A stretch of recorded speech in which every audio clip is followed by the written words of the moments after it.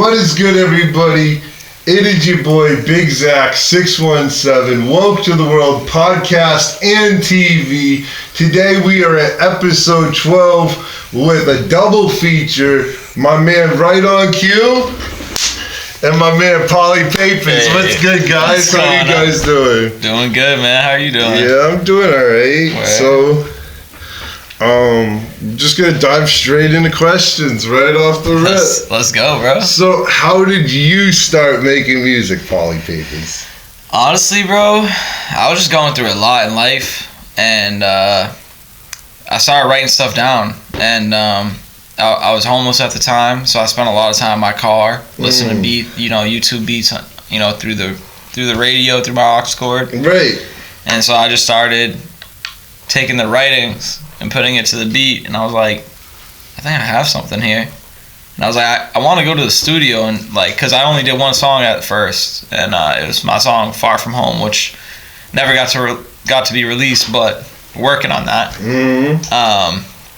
So I went to the studio, Phoenix Down, recording in Somerville. Okay. And I recorded that with John Scott, the owner of the studio, and bro, by the time I was done, I was just sitting there fucking sobbing like, yo, this shit is beautiful. Right. And I felt like so much weight lifted off my shoulders, bro. I was like, who would have known this is what I needed? Right. This whole time, bro. And I was hurting so bad, man. Like, I was going through a lot. And when I did that, I ended up walking away, and I was like, I want to I want to make an album. I want to record an album. Okay. And so went back to the whip, found beats, started writing, and I had 8 songs originally with Far From Home. Went to go drop my first album, had a little complications, so I started learning right from the rip, there's things that work and there's things that don't work in this game. Right. And at first, I had no idea what the heck was wrong. I was like, yo, why don't they want my song, man? Why don't they want my song? Mm-hmm. No, there's much more to that. And, sure. So I only released 7 songs on my first album. So okay. It's called Started From Nothing. Yeah. That is me. I started with nothing. I started from nothing. Right. And that's... Now you're trying to be somebody. Exactly. That's the way you gotta be, you know? Exactly. Trying to make a name. Yeah. Facts. Thank you, man. Appreciate that, bro. Facts, brother. Yeah, it honestly was my therapy. Yeah, so. For sure. Yeah. I get that, it can definitely be therapy. Would you say that song is you said that was your first song? That was my first song. So would you see that besides the fact of it being your first song, do you think that it's the most meaningful song that you have out of your catalog for yourself? Oh yeah, most definitely, because I'm not a talker, bro. I don't really be talking to people. I'm a listener. Yeah. You can come to me and talk all day long. I don't really have that same, the same thing where I could just share what's going on with me with you. Not that I don't trust you or that I don't trust people. It's just I kind of like keeping my internal warfare to myself. You feel me? Yeah, 100%. And 100%. So, I was talking a lot on that. I was talking about the stuff I was going through at that moment in time. And so when I heard that shit, it was like, pow, right. straight right hand to the chin, man. Right. I was sitting there like, wow, I said that. Do you go back there, or are you just are you past that? Because some artists, I know a lot of artists, they release a whole bunch of music, and then you hear a song that's a banger during that time period, and then after that time period, you never hear that song in their set again. Do you think that it's one of those types of songs? Because I've heard that in a lot of artists who build their catalogs to those extents. See, I've been trying to get really good at going back and revisiting some of my older pieces, you know? Right. And that is one that I pulled out the crypt. Even though I haven't released it, it was one that I love performing because it meant so much to me. And now it doesn't really hit me it hits me in a different way. I'm proud of what I did. Yeah, not you're proud. wow, I just Now, Right. I'm, sitting with that feeling of what I was going through, 100%. But now it's like, wow, I did that. That was like the first piece, and Right.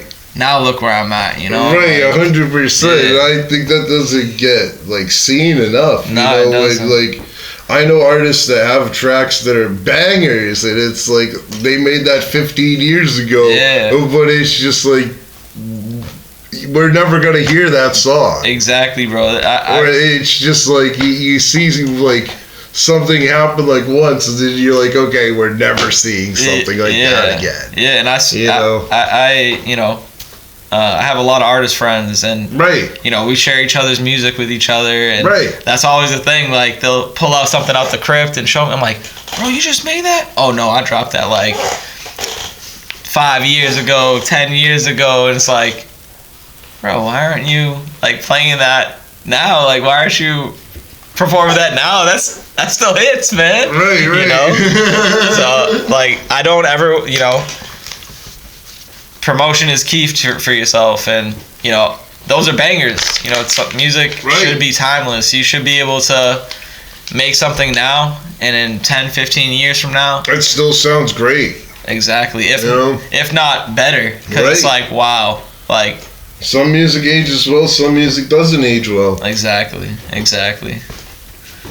That's definitely the way it works as far as music, because there's times where music will really age in a good way, and you'll be like, wow, like that song was made in the 70s, or that song was made in the 80s, and like for me personally, I'm like, there has to be like some engineer out there has to know like had to have known like that what that master mix was of whatever that was like back then in the 70s, and it's just like it sounds flawless all the way through to where we are today. Exactly, and there's many hits like that. Right. Freaking, the list goes on. I can't even name one right now. But like, you listen to this, like, man, that shit hits, and it's like, you're like, oh man, what was this made? And you go look it up, and you're like, damn, bro, that shit still hits, man. 100%. Yeah. 100%. 100%, man. So you still on your first project, or how many projects do you have now? Oh shoot, man. So I think I'm on project. So I had Start From Nothing. Yeah. That was my first album. Okay. And then I ended up dropping Intergalactic High, the mixtape. Okay. Which just came out in March. And then I dropped Say No to Drugs on 420, which is like my like stoner anthem EP, like it's just a bunch of stuff that you could, play riding around with your homies or just hanging out at the crib, gaming, whatever you want to do. But that was that track, and then I'm currently waiting for my next project to drop, which is In Papers I Trust. Okay. And that's dropping on May 19th, so coming right up, man. And that legendary Kane date, May 19th, back in the day. Yeah, man, that's actually has some importance to me too. It's my dad's birthday, so it's like my present to him, even though he's still not here. He was one of my biggest supporters for real, doing this music stuff. And for sure. Sorry for your loss, Pauly. Rest in power. Thank you, man. And he one of the last things he said to me was like, "Don't you ever quit." Right. And sadly, as an artist, sometimes you get in your head and you got to take a little, breather, a little pause. And that's something I always go back to is my dad telling me, right, don't you ever stop, boy. Right. Like, keep that going. Breather or pause is, sometimes it's humbling yourself. Yeah, no, exactly. In that sense, so it's just like that breather and pause is necessary. You gotta, sometimes you don't have the drive for music. You want to go do something else, Exactly. As we were talking, you got to be creative in all fashions. Just because you do music doesn't mean that you can't like ghostwrite for somebody else, or you can't go down other avenues. I don't know if you like draw or do art, whatever it is, but like I do. I'm a very creative person, man. I love all things art. I love drawing. I love doing graphic design on the computer. Right. I love videography. You name it, man. Facts. Like, if I can be creative with it, best believe I've probably put my hands in it. Like, you know, I've messed around with it, or I've tried to. Either worked or didn't work, but you know, I gotta try it. You know, 100%. Yeah, 100%. I get that 100. But yeah, so I guess I got 4 right now, and then I'm working on 1 more, Portuguese Crash Out. Okay. And then that's all I got right now. So that's what we got right now. But we're going to the moon, Zach. You got no idea, man. We're going to the moon, bro. So. But. Yeah, I'm going to the show over at the Impeccable Art Gallery with HK. Yeah, man. Couple weeks. That's gonna be pretty dope. Yeah, that's gonna be super excited dope, for bro. that. I've been following Impeccable Art Studio, so like Impeccable Art Gallery. One of the two. But it's an art gallery, and for sure. Yeah, it looks super dope. Oh, yeah. I can't wait to be there. I can't wait for you to be there, bro. Yeah, I can't wait to see it. Yeah, it's gonna be a dope show, man. It's gonna be dope. Yeah. I'm excited. I'm really fascinated by like art exhibits and stuff. Yeah, me too. I don't know if you ever been to like man, when I went to the Museum of Fine Arts, I got lost for like 4.5 hours. I was like, bro, like, how do I get out of this place? See, I'm a wanderer, man. Like, put me in a museum, you know, a grocery store. It don't matter where you put me. Yeah. If I'm walking, I might need some supervision, because I'm gonna go like, oh man, that looks dope. Like, oh, let me walk over here, and I love art. So if I was walking to an art museum or the Museum of Fine Arts, I haven't been, but I probably would get lost myself, man. I'm not gonna lie.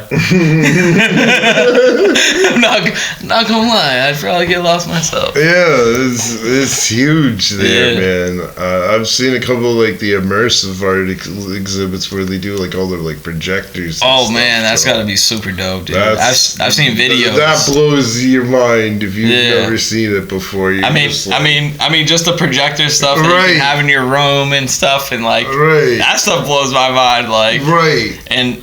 You know, it's just like the solar system projector we have here. Yeah, that's a small taste. Yeah, no, and it's just like it's so visual. It's just like it really shows you the whole solar system. Oh man, yeah, I gotta go and check that out if they bring it back or if they still got it there. Yeah, they have them. They come around every once in a while. Yeah, they're usually like exhibits. Yeah, and they roll through. They go to the next museum. There was one in Boston. I think it was like moon landing or something. They had one from. I didn't see the moon landing one. I wanted to see. It was like in the Saunders Castle or something like that. I wanted to see the moon landing one. I was like, I didn't know that was a museum, but like when I saw like the pictures and the videos and the advertising, I was like, yo, that is pretty dope. I saw the Van Gogh one at the Strand Theater. Bro, I was about to go to that, and I didn't realize that I was in like.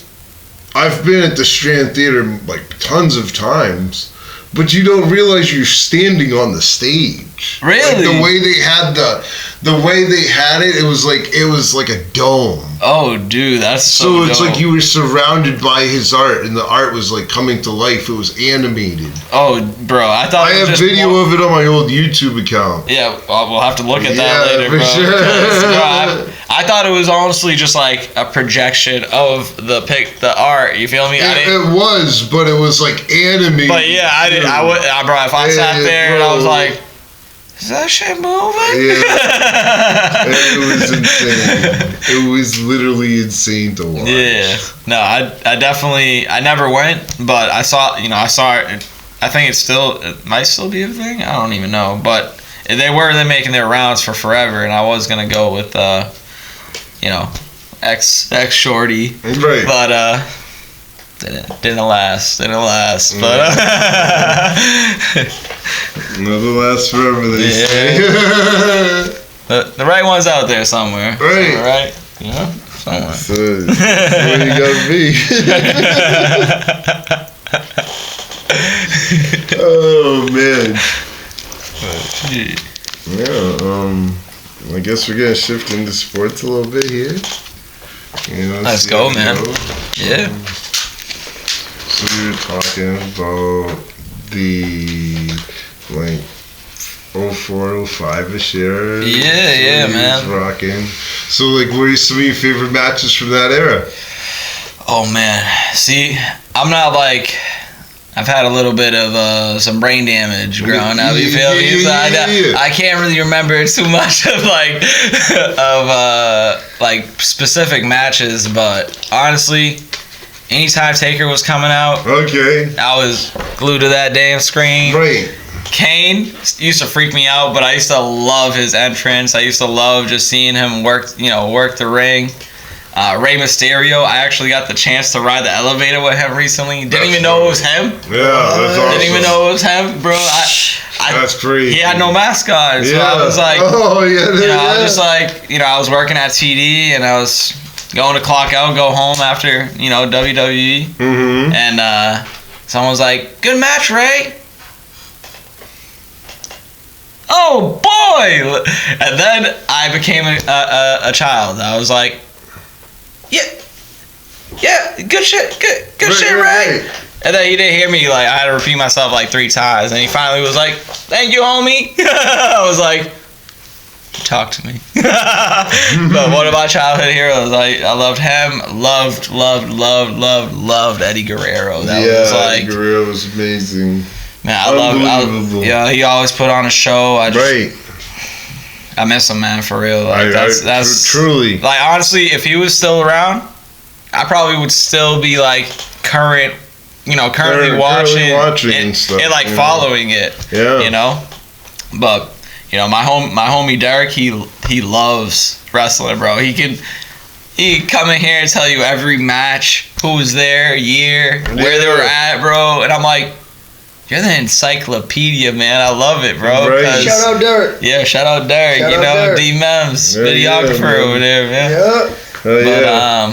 Yeah. I loved wrestling, man. Like, cause I grew up in a household where sports wasn't really valued. Like, my mom saw it as like a waste of time, and it wasn't until like, she started dating and having, new guys come around that they were like, why don't you have him in sports, man? Like, this kid's got anger issues, man. Like, he's gotta go outside or something. Like, yeah. And so that's kind of how I got involved in sports. That's how I got involved into watching wrestling, because my mom would not let me watch that. Like, beforehand, no rap. I definitely didn't listen to rap growing up. Right. But like, do you remember the first song you listened to in like music? Like, as far as rap goes? Like, the first one that I kind of got to hit? Yeah. What is it? It was Keep Rolling. Okay. Keep Rolling. Undertaker's entrance song, bro. Okay. And I loved Limp Bizkit. And I ended up getting sent to Portugal on punishment, which sounds crazy, bro. Mm-hmm. But I got sent to Portugal on punishment growing up, and one of my uncles, he literally was like, "This is for you." And it was a burned copy of Limp Bizkit's Chocolate Starfish album, which Keep Rolling is on. And he also gave me Eminem's, I think it was Encore.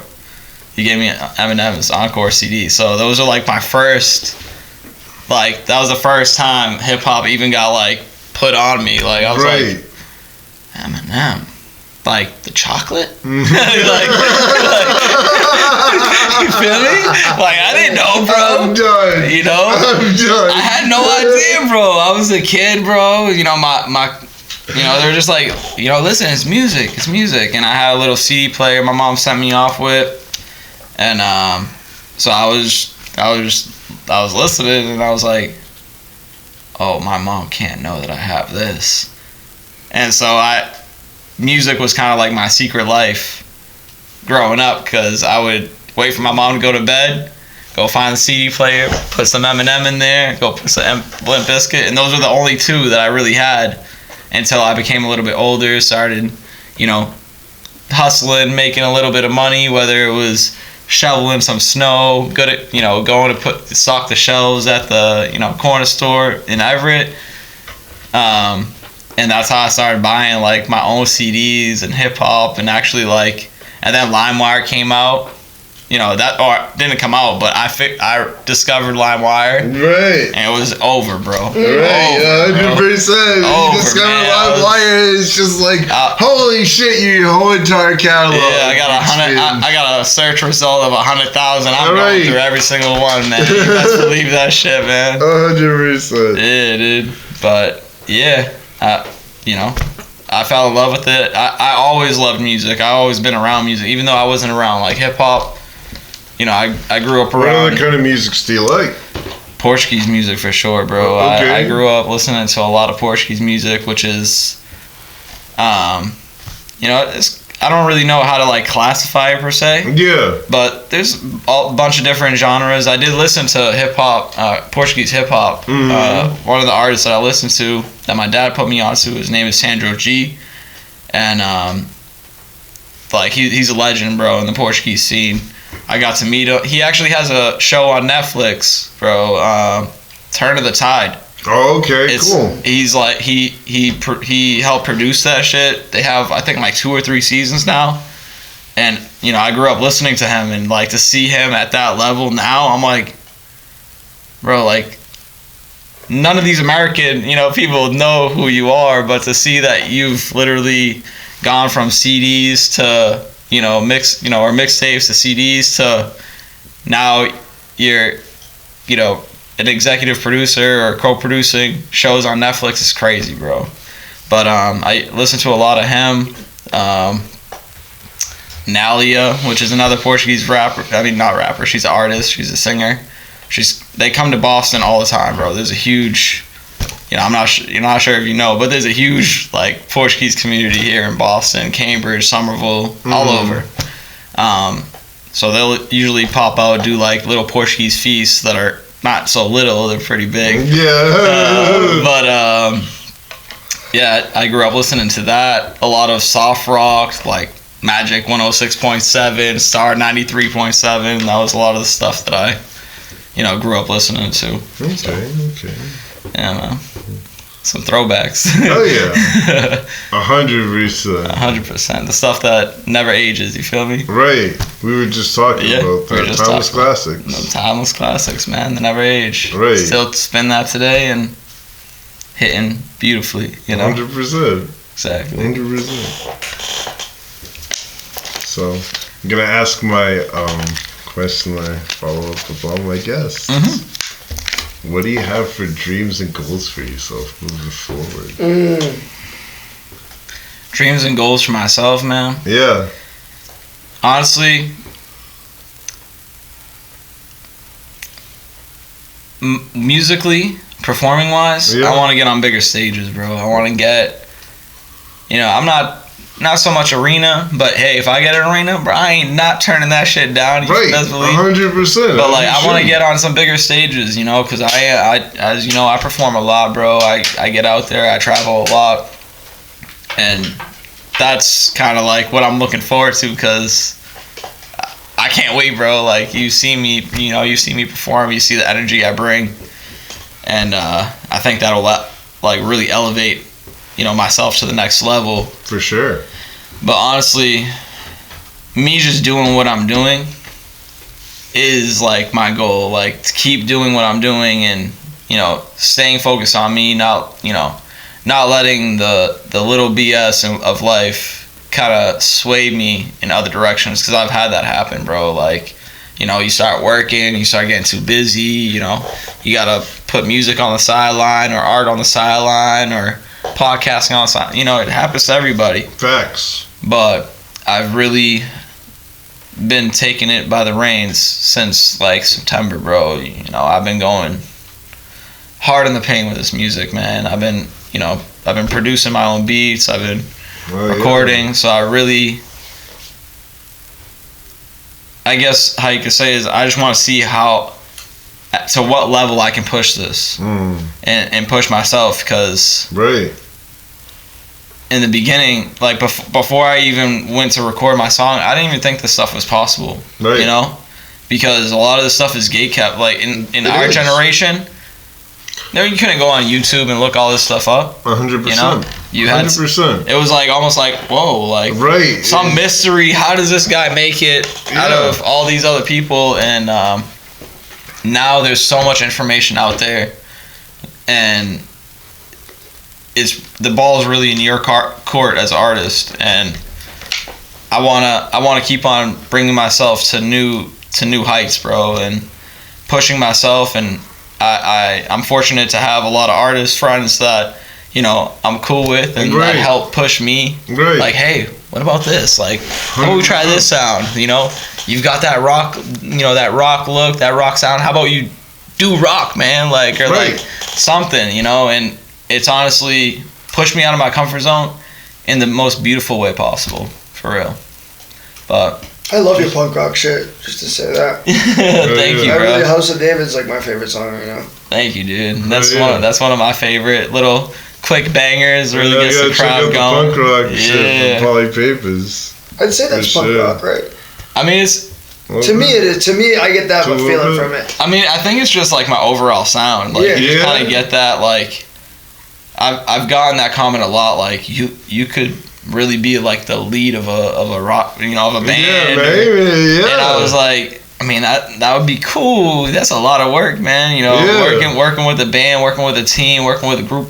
Like, you know, I'm totally for like live band performances and stuff. 100%. Oh yeah, no, bro. Man, I would when they happen, you know, I like. Mm-hmm. I would love to incorporate live, you know, 100%. a live band behind me, bro. That would. 100%. We'll talk because I've been trying to do an idea like that for a while. Let's and just trying to figure it out. Let's fucking go, dude. You know, and then now we got some spots. You know, now we're starting to get venues back a little bit. Yeah, no, exactly. They're starting to. That's one thing that's really changed around here, and I'm loving to see it because another thing that's been gate kept here is venues. You know, venues that allow hip hop. Yeah, and you know, a lot of people are becoming more open to it, and I think it's the blending of styles too. Like, you know, it's not all like drill or like super like 100%. You know, gangster rap or whatever. Like it's not that hard. There's so many different levels to this hip hop now, and that's really what I love doing too. Is how can I change this? How can I bring like that jazz sound into what I'm doing right now? Right. You know, how can I incorporate some sax in here, or, you know, some orchestra flutes or whatever? Like, I really tried to break the barriers of what once was the music industry, and, you know, I love doing it, bro. I love taking my sounds to the next level, for real. For sure. Yeah. For sure. Well.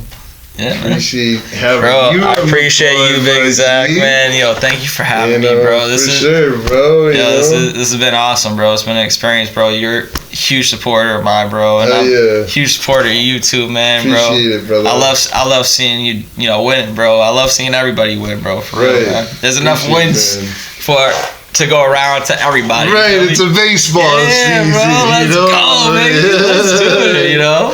Yeah, man. Right. Yeah. So, you and Q switch seats, I guess? Let's do it, bro.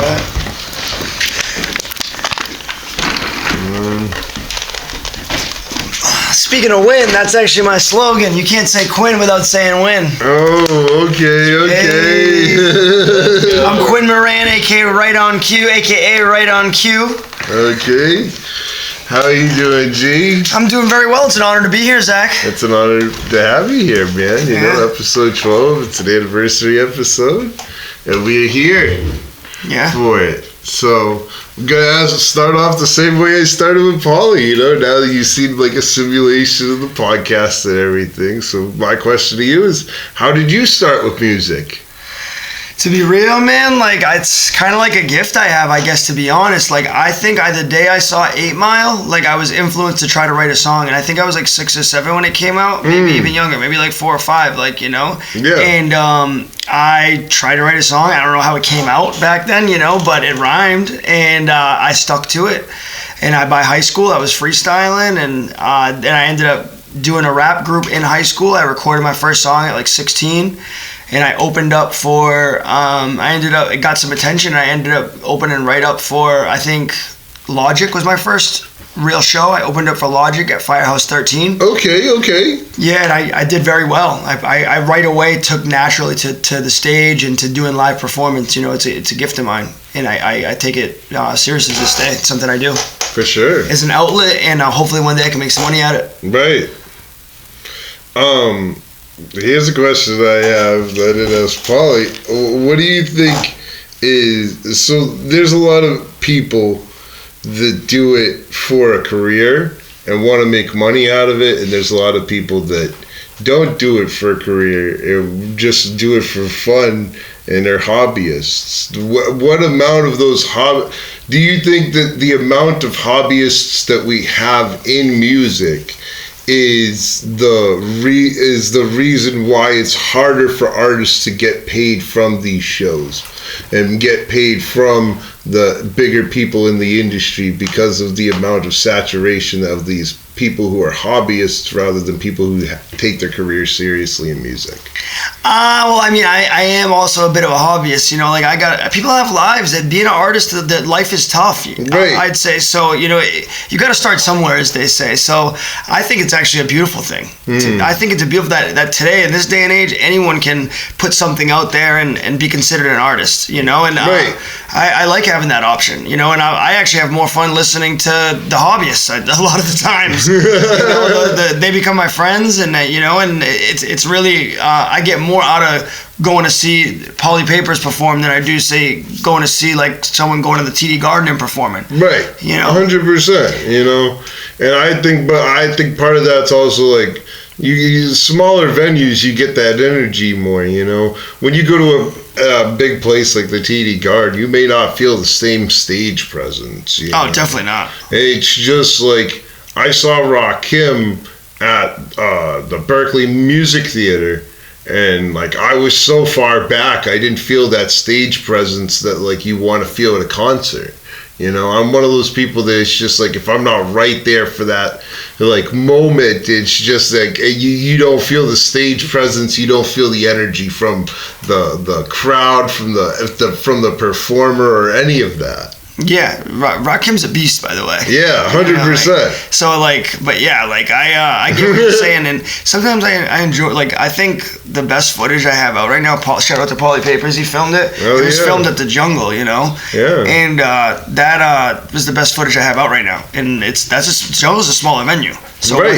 without stuff like that going on, you know, I wouldn't really be on this podcast right now. Right. You know, the small venues are the place to be, you know, because like, yeah, you might perform in front of 20 people and those 20 people might not hear your shit, but like you can still get really good value because it's a small stage, and if you really are a good performer, you could show that you're a really good performer and they could see that energy right away, you know. Yeah. If I took a video of you, you could see that right away. Mm-hmm. Yeah, definitely. I actually saw some footage of you perform and I enjoyed. I'm a big fan of this podcast. I made sure I liked and shared it, and I like your scenery you use when you do your like IRL interviews. By the way, I wanted to compliment you on that. Appreciate it, man. Yeah. I actually used for my first, because I do interviews as well. So for my first interview, I used the TD Garden, which is I got that idea from watching this podcast. Okay, I interviewed Pauly Papers there. Yeah, that's dope. Thanks. Oh yeah, man, that's awesome to hear. Yeah. Networking, man. The power of networking. The power of networking is it's a hidden gem. I agree. It's my favorite part of doing what we do.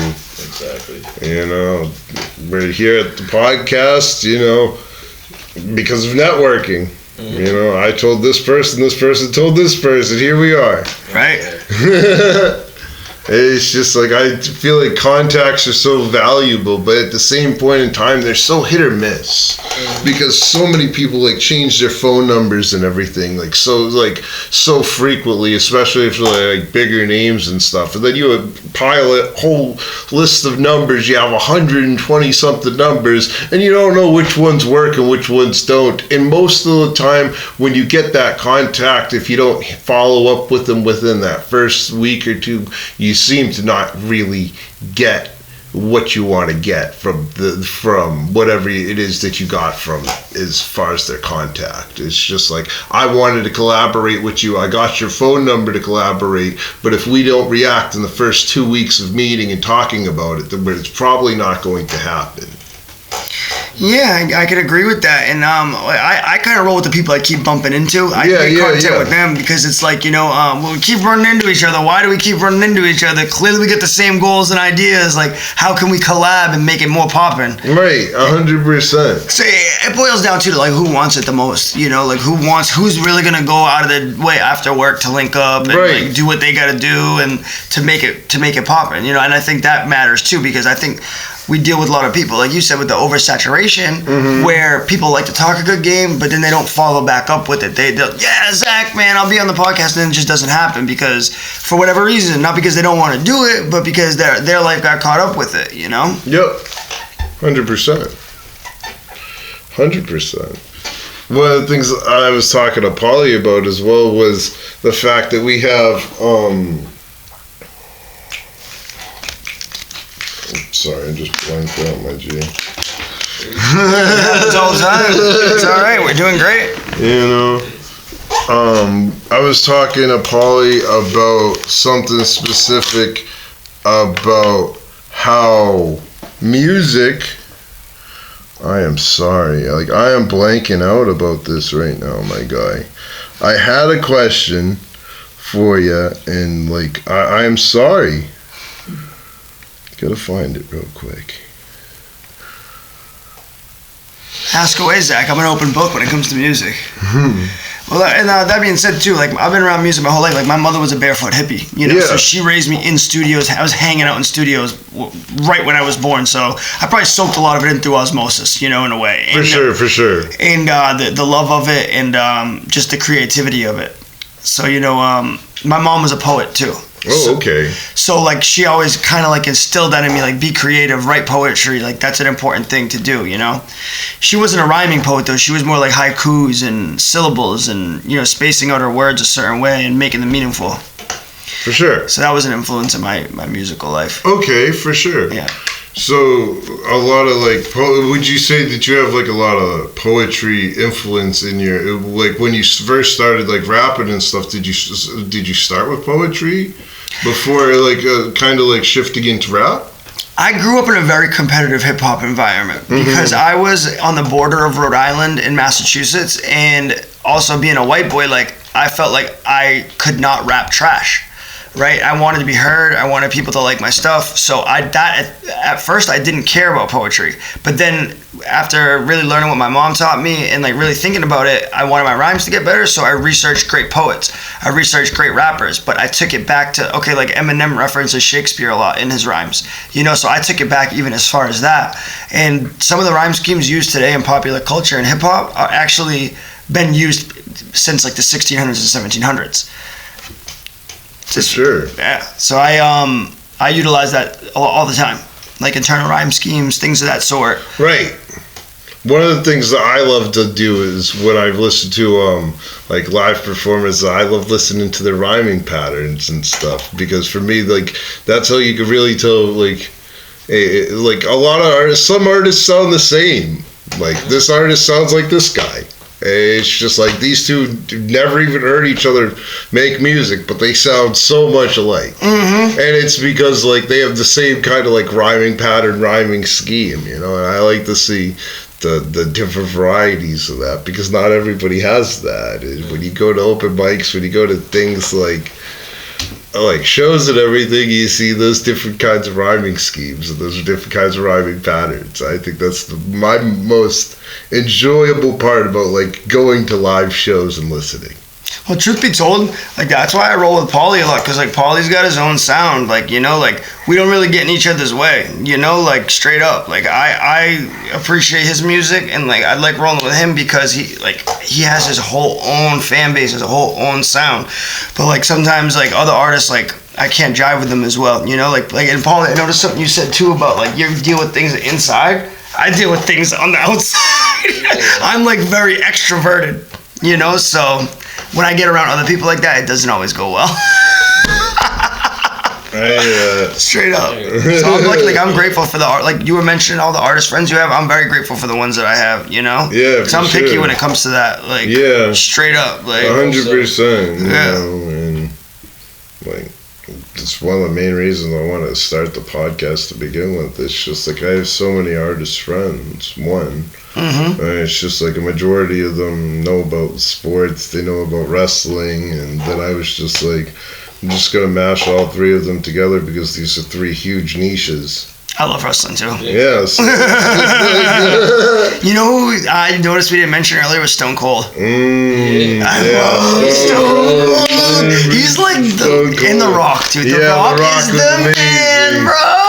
Yeah, I love The Rock. Yeah, and Triple H was a gangster. Yeah. Triple H to this day is a gangster. Like, Yeah. That instinct thing, I used to do that shit when I was a kid. 100%. 100%. But I would never say that I like Triple H though, bro. Okay. I would never say that I'm like a Triple H fan. I just grew up disliking him so much He that got his ass beat when he was Hunter Hearst Helmsley. Yes. When he was Hunter Hearst Helmsley before becoming Triple H, he got his ass beat. Oh yeah. By everybody. Yeah.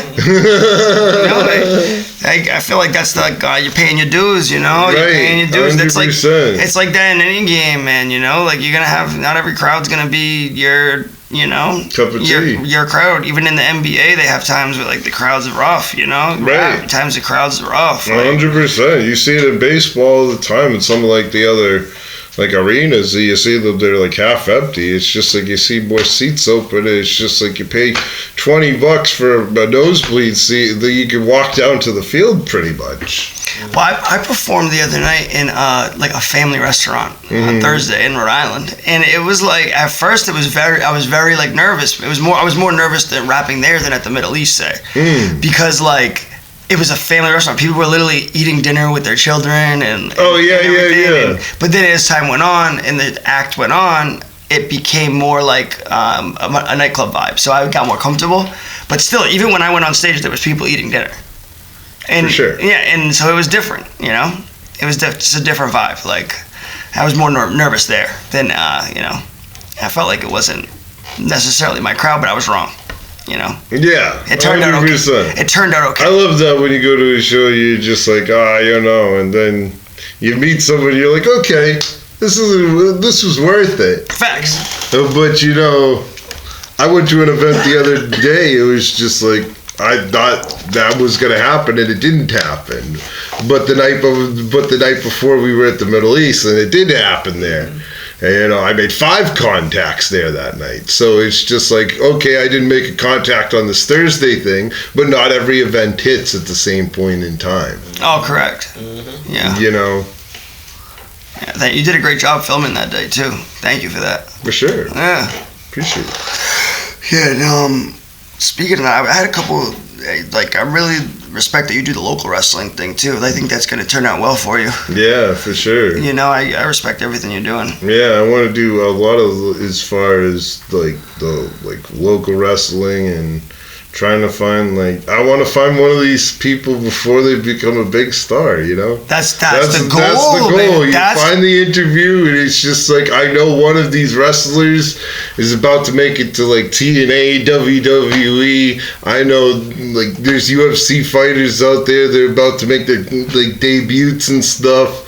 Like Boston's a good spot for that. I might have a place you could go to meet a couple up and coming UFC fighters. Yeah, for sure. In the North End, there's a gym where a lot of them are popping. Yeah, I'm trying to see what's the word with Fenway Fight Night. It's coming to Boston soon. Yeah, I'll join you. Yeah. I'll go to that. I need something like that. My older brother loves that kind of stuff too, so I'd love to join you. For sure. I'm totally with that. I'll be down. Yeah, let's go. Something different. A lot of the making music thing for me is breaking up the damn monotony too. Like you know, so like I've taken breaks and like now coming back to it, I kind of attack things a little bit differently. Like I kind of look at rap. I rap now as like a content creator. I wouldn't consider myself you're doing it right, you know, because a lot of people don't look at it like that now. Yeah. And I think a lot of people just think that you could be the artist, and then it doesn't come with the responsibility of being that artist all the time. Yes. You know? Yeah. Like... Right.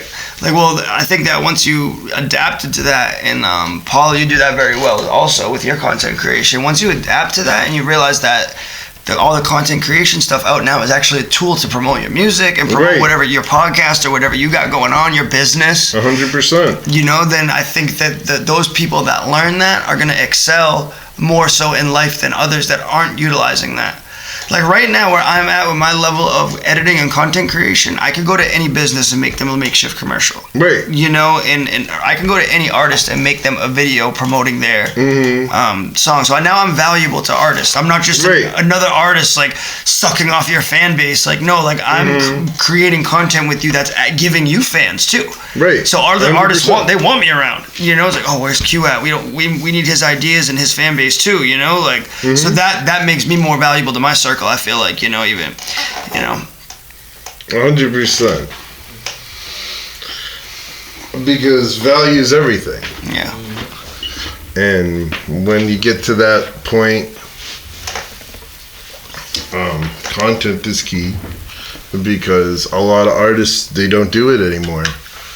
And as I said, you know, you have to be that person all the time. It's not like, it's just like you can't separate who this person is from this person as much as you think you can. It's just like if you do something, your reputation is on the line. It's just like everything can go for that person, you know? It's just like, I'm Zach, but it's like my like stage name is Big Zach in that example. So it's just so like in that sense, it's just like I can't be Zach if I'm out here as an artist being Big Zach. Right. You know? Well, and I feel like a lot of artists, they get scared of that piece, and that's what kind of like shimmers them away. Well, that's why nowadays I kind of promote myself as a cornball. Like I feel like being in the hip hop game, a lot of people promote themselves as like a gangster.